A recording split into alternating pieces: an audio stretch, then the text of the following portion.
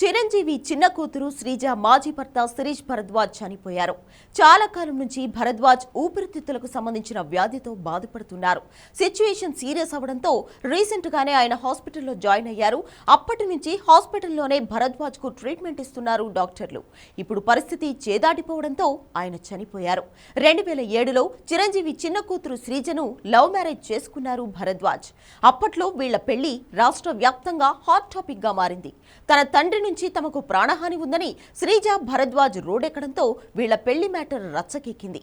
అయితే కొంతకాలం బాగానే ఉన్న వీళ్ల మధ్య మనస్పర్ధలు రావడం మొదలయ్యాయి. ఇక ఒకరితో ఒకరికి సెట్ అవ్వదు అని తెలియడంతో 2014లో వీళ్ళిద్దరూ విడాకులు తీసుకున్నారు. ఆ తర్వాత 2019లో భరద్వాజ్ వేరే అమ్మాయిని పెళ్లి చేసుకున్నాడు. ఆ అమ్మాయి డాక్టర్గా పనిచేస్తోంది. వేరే పెళ్లి చేసుకున్న తర్వాత భరద్వాజ్ తన కాపురాన్ని చెన్నైకి షిఫ్ట్ చేశారు. అప్పటి నుంచి వాళ్ళు అక్కడే ఉంటున్నారు. కొన్నాళ్ల క్రితం లంగ్స్ సమస్య బారిన పడ్డారు భరద్వాజ్.